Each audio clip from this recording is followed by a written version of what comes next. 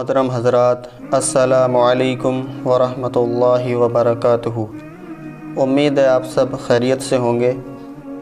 تو آج کے اس بیان میں مفتی صاحب نے روزہ توڑنے سے متعلق اہم باتیں عرض کی ہیں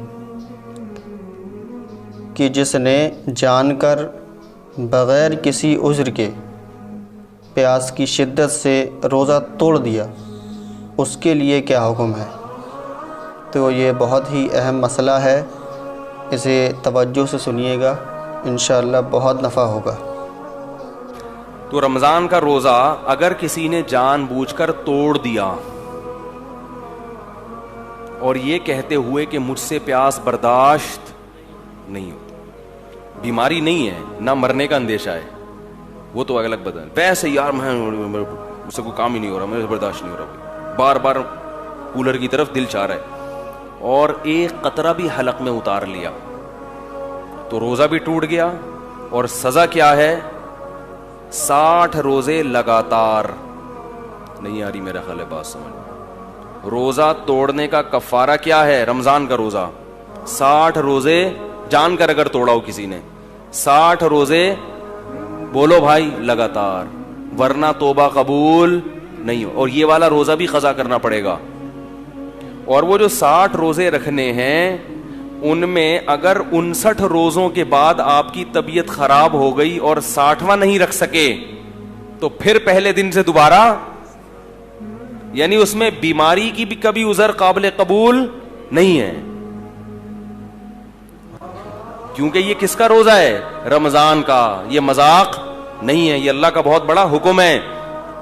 اسی طرح یاد رکھو ایک اور مسئلہ ہے، مسافر کے لیے روزہ چھوڑنا جائز ہے لیکن افضل نہیں ہے۔ افضل اس صورت میں ہے جب مسافر کو روزہ رکھنا مشکل ہو، یہ جو حدیث میں آتا ہے لیس من البر الصیام فی السفر، سفر میں روزہ نیکی نہیں ہے، یہ اس صورت میں ہے جب سفر میں روزہ رکھنا آپ کو بہت زیادہ مشکل لگ رہا ہے۔ اگر سفر میں روزہ رکھنا مشکل نہیں ہے، جیسے کہ آج کل اکثر مشکل نہیں ہوتا، جہازوں کا، ٹرین کا، بسوں کا سفر ہے، بڑے آرام سے رکھ سکتے ہیں، تو ایسی صورت میں روزہ رکھنا افضل ہے، کیونکہ رمضان کی فضیلت حاصل ہوگی۔ سمجھتے ہیں کہ نہیں سمجھتے؟ تو اس میں سستی کاہلی کر کے روزہ نہیں چھوڑنا چاہیے، جائز ہے بہرحال، چھوڑنا نہیں چاہیے۔ ایک مسئلہ یہ ہو گیا۔ دوسرا مسئلہ اور اچھی طرح سمجھیں کہ جو مسافر کے لیے روزہ چھوڑنا جائز ہے یہ اس صورت میں ہے جب سحری کا وقت سفر کے دوران آ جائے۔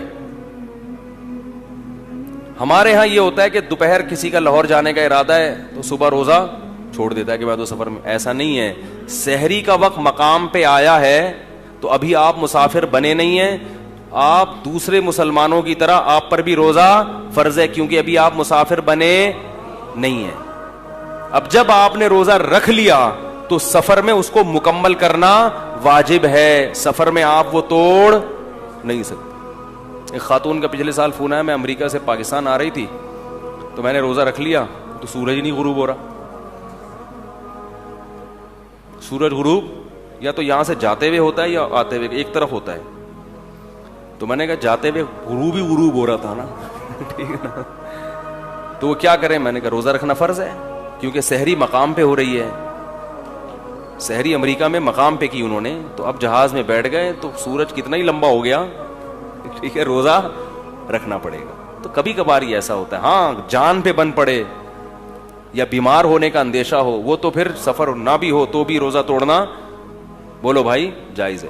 تو ایک مسئلہ ہے۔ دوسرا مسئلہ یہ، مسافر نے روزہ چھوڑ دیا، سفر میں سحری آئی تھی، آپ یہاں یعنی آپ جہاز میں بیٹھے لاہور سے کراچی آ رہے ہیں، راستے میں سحری کا وقت ہو گیا جہاز کے دوران، یعنی پرواز کے دوران، تو آپ روزہ چھوڑ سکتے ہیں، آپ نے چھوڑ دیا روزہ۔